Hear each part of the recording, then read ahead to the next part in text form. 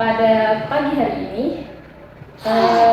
dengan saya Haula Azwari dari mahasiswi Pascasarjana Universitas Islam Maulana Malik Ibrahim akan mengadakan podcast dengan tema strategi guru-guru dan staf dalam kesadaran dan pemahaman pendidikan karakter peserta didik profil pelajar Pancasila di SMP Darul Uhwah Putri 2 Malang. Bersama bintang tamu kita bersama Ibu Dwi Sujatrini akan menjadi pembicara dalam podcast yang akan kita laksanakan setelah ini. Baiklah, bersama Ibu Dwi Sujatrini bisa dipanggil oleh biasa dipanggil dengan Ibu Dwi. Baiklah, bagaimana menurut Ibu tentang guru-guru dan staf dalam memandang pentingnya pendidikan karakter peserta didik di SMP Darul Uhwah ini dengan kurikulum merdeka ini? Terima kasih sama saudara. Saya menyampaikan di sini walaupun bukan yang awal sekali posisi menetap di sini, paling tidak kita ada kontribusi apa yang harus kita lakukan. Apalagi posisi di sini adalah mendidik.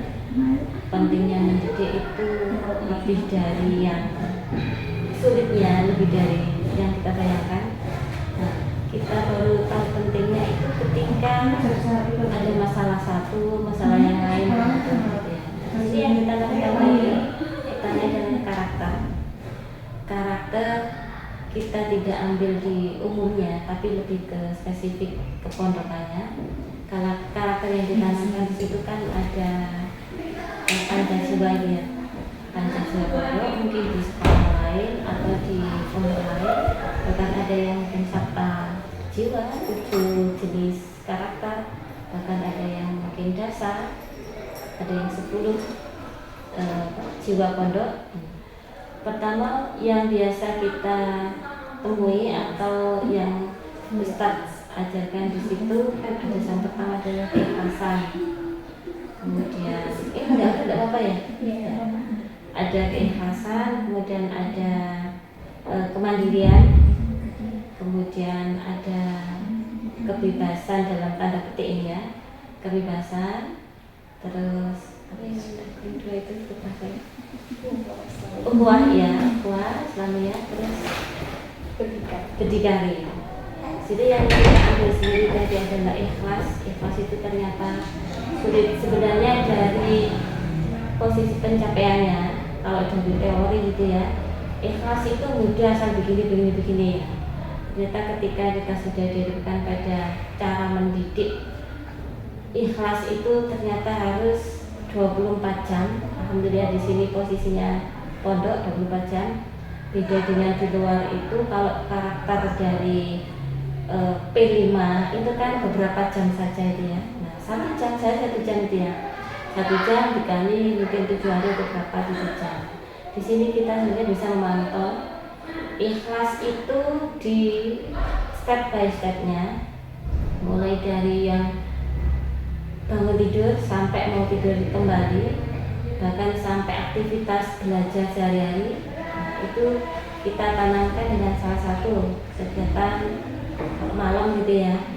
Dari berangkat ikhlas ini satu niatnya harus betul, karena tidak bisa kita ngasih harus ikhlas tapi ternyata pendidiknya itu juga kurang menerapkan. Nah, di situ harus ada kesinambungan antara pendidiknya juga harus memiliki ikhlas sebelum dia mengajarkan ke siswanya atau santrinya di sini ya. Nah, posisinya di sini sebenarnya kalau di kepondokan itu lebih banyak ada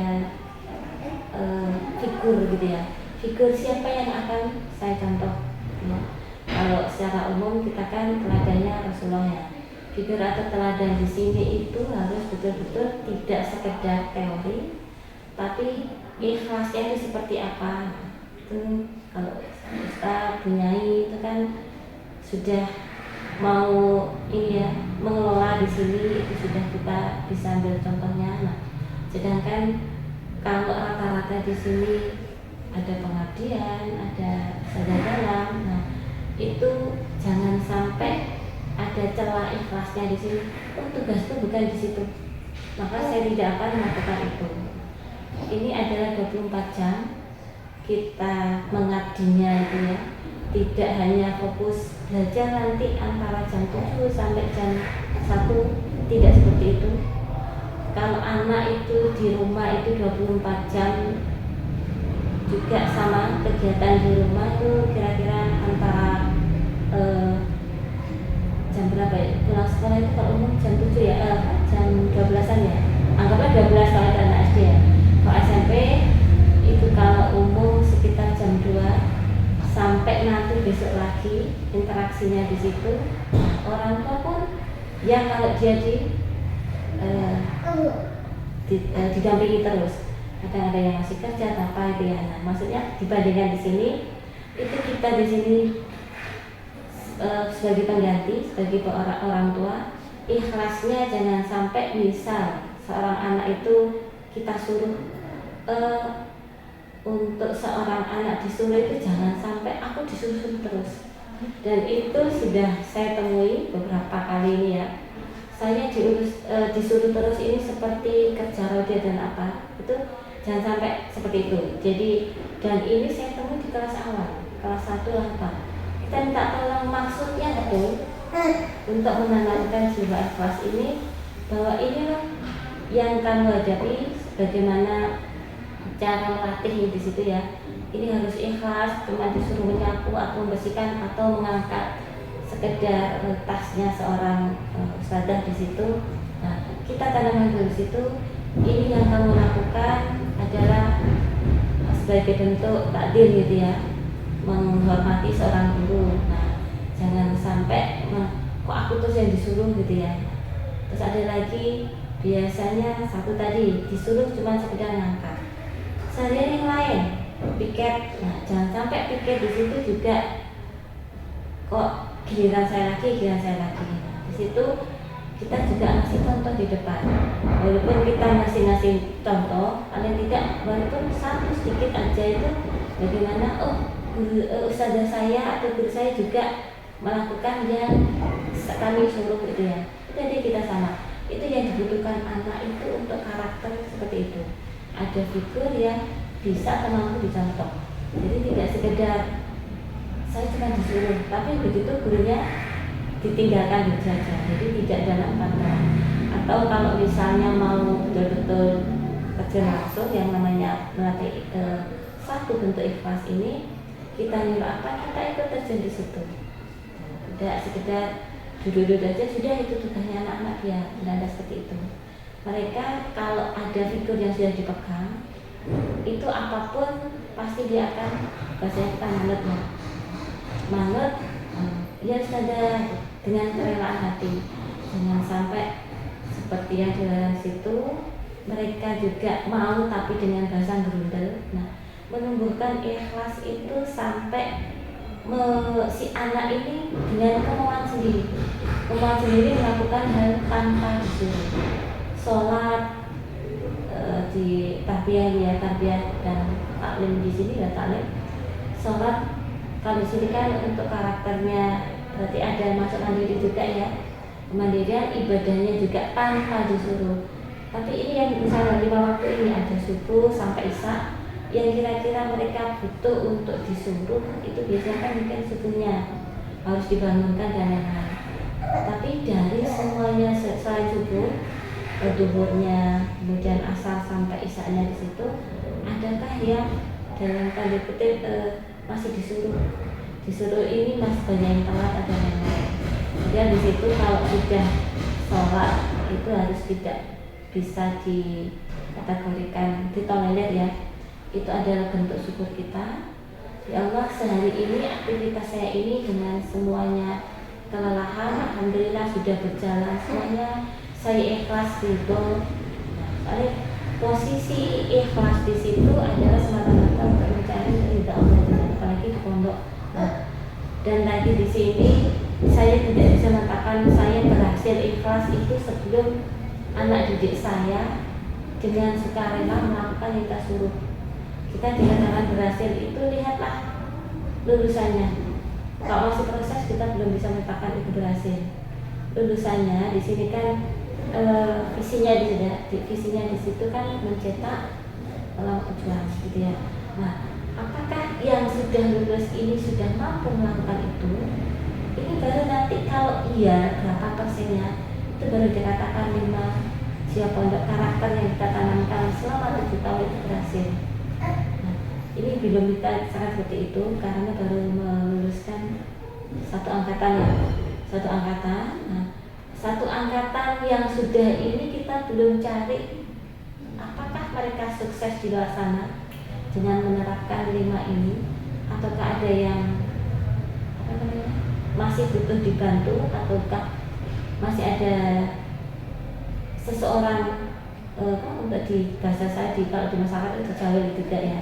Nah, inisiatifnya seberapa besar ketika kita terjun itulah kita nanti bisa dikatakan karakter yang kita tanamkan itu berhasil. Kalau di sini kita mulai kelas 7, kelas sampai kelas 1 sampai kelas 6. Nah, mereka juga yang jadi panutan di sini sepertinya ini tidak perfect dia. Nah, itu menurut saya masih ada kurang. Karena kenapa?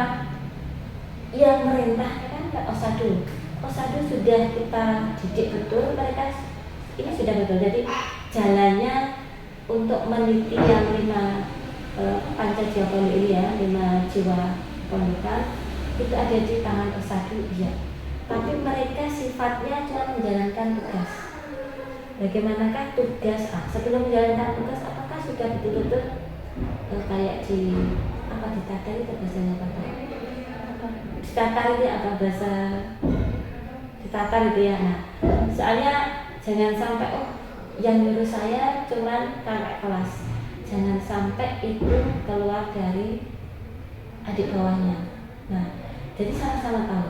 Mereka ketika sebelum menjalankan tugasnya, yang setahu saya kan sudah sumpah itu ya, bukan sumpah yang ini saya akan menjalankan sebagai tugasnya. Nah, jangan sampai nanti ketika dia sudah lengser itu yang lengser terutama akan diganti dengan yang baru. Nah, apakah ketika posisi sudah tidak aktif lagi menjabat ini mau diperintah? Itu kita baru dikatakan selama ini kita berhasil. Saya sudah menjalankan tugas. Kok saya diperintah adik kelas biasanya kelas 5 ya. Nah, saya tidak mau diperintah adik kelas. Saya lebih tua. Nah, jangan sampai seperti itu. Banyak contoh di situ yang Rasulullah mengajarkan. Nah, sahabat kayak Ma'bin Khattab, kemudian Sayyidina Abu Bakar dan yang lain, ketika perang panglimanya kan justru muda juga, bukan seusia beliau yang sudah sepuh itu ya bahasa saya sekarang. Kemudian panglimanya masih muda, yang umurnya masih 17-an juga di situ ya. Itu tapi beliau masih mau dan tidak menjelang gini. Itu usianya jauh dari saya, pengalamannya juga jauh dari saya. Jangan sampai itu keluar dari yang sudah lulus, sudah purna dari tugas dia itu kelas 6 dia. Nah, apakah di situ ada enggak kita? Nah, tugasnya di sini adalah pengasuhan, kemudian ustadzanya juga, guru-gurunya. Jadi kita tidak bisa satu orang saja, itu bukan tugas saya. Terus terang sulit, apalagi posisi kepala sekolah itu kan bukan jabatan kalau versi saya, tapi amanah yang berat. Kenapa? Harus menyambung keluhan. Jadi tidak sekedar mendengarkan dari apa keluhan rekan sejawat. Saya tidak pernah menganggap guru itu anak buah, tapi teman bekerja atau rekan sejawat, sama-sama bagaimana visi yang sudah kita ambil ini terwujud gitu ya. Guru kemudian walaupun posisinya nanti di kelas itu ya, itu berarti sebagai mereka mewakili kita, mendidik juga, mengajar itu lebih mudah dari mendidik. Karena satu di kelas, misal kami dan yang lain, mungkin kita akan menegur jangan ramai. Tapi sikap tanggung jawabnya di situ karakter apakah berhasil tanpa disuruh ada guru, mereka harusnya sudah ambil sikap gitu ya. Oh ada guru, bagaimana menghormatinya. Nah di situ juga posisi antara di dalam itu di luar sekolah itu ya, artinya di dalam kepondokan dengan aktivitas belajar sama apa tidak di situ harus ada instrumennya. Pada saya instrumen di situ. Oh di luar ternyata, maksudnya di luar itu, di luar jam itu dia mudah diberitahu jadi ini. Tapi ketika di dalam atau dengan sedang lain ternyata dia ada sedikit perbedaan pendapat. Nah itu kita cari, itu yang namanya karakter di situ. Dan itu sulit kalau misalnya, tapi di sini alhamdulillah ada mudabirahnya ya, tiap kamar di situ. Nah apakah mudabirah ini juga dekat dengan mereka? Apakah sekedar cuma mengawasi? Di situ juga biasanya tiap mudabirah dikumpulkan kan ya, tiap hari apa gitu, untuk tidak sekedar sharing, tapi apakah yang dibawa ke pemimpinannya, tanggung jawabnya dia 5 atau sampai 8 anak ini keluhannya apa? Apakah dia masih ada sedikit celah-celah di situ yang tidak atau belum mampu dari 5 tadi ya, ada ikhlas atau apa itu. Kemudian mandirinya, rata-rata kalau mandiri insya Allah semuanya mandiri. Kalau misalnya ukhuwah insya Allah juga mereka, tapi ukhuwah di sini baru diratakan berhasil ternyata ketika kelas 4. Kelas 4 itu berarti 4 tingkatan ya. Tapi kelas 1, 2, 3 untuk ukhuwahnya karakter ini masih belum tertanam kuat, masih proses. Kemudian ikhlasnya ternyata masih jauh itu masih terus dibimbing dari kelas 1 sampai kelas 6. Kemudian kelas 5 itu sudah insya Allah karena sudah tanggung jawab tadi ya, sudah tanggung jawab saya ada sebagai S1 itu luar biasa juga mereka ya, harus ikhlas juga. Dan itu ikhlasnya di situ, apakah ikhlasnya benar dari diri sendiri atau sekedar tanggung jawab. Karena ketika sekedar tanggung jawab, ternyata ketika lalai mereka itu pasti kan ada tim dari pengawasan yang menghukum mereka juga. Nah itu ternyata kita juga ada yang blunder juga. Itu yang saya temui. Apalagi hari itu sudah ada bagian yang lupa membangunkan gitu ya. Harusnya itu seorang yang membimbing dari S1 atau pengawasan ini tiap hari itu diajak ngobrol, tidak sekedar kumpul gitu ya, kumpul masalahnya apa tidak sekedar itu. Kita ngasih motivasi ke mereka, tugasnya kalian adalah berat, kemudian saling support. Nah, jadi tidak sekedar harus begini, tidak. Sekali lagi di kepondokan itu yang dibutuhkan adalah keteladanan. Apakah semua sisi itu bisa kita ambil teladannya? Bisa. Jadi karakter pendidikan, pendidik sehari-hari ada teladannya. Kemudian ada dari pengasuhan itu yang mudabirah di situ, adakah yang diambil juga teladannya? Adakah dari mereka dari sekian itu siapa yang bukan berarti kita memutuskan ngefan, bukan ke sana, tapi betul-betul ini bisa menjadi contoh. Jadi contoh itu saya tidak menginginkan itu penghargaan, enggak. Penghargaan itu karena adanya sikap yang sudah kita jalankan itu ya. Kemudian ada lagi ukhuwah sudah, ikhlas sudah, kebebasan. Nah kebebasan ini sepertinya yang mungkin perlu diluruskan. Kebebasan kan sebenarnya lebih ke kreativitas ya. Kreativitas kalian walaupun di dalam, tapi aktivitas bisa terus berlanjut, tidak dibatasi. Kebebasannya itu kreativitasnya silakan. Ada wadah dalam bentuk organisasi, kemudian ada wadah dalam bentuk ekskul, itu kan kebebasan ke sana. Jadi tidak ada satu yang menyimpang.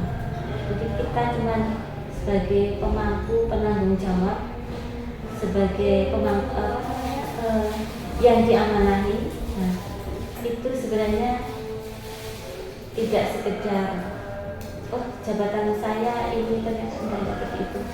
saya mengalami sendiri, ternyata itu berat sekali. Saya mikirnya itu tiap hari, bahkan mungkin tiap malam gitu ya.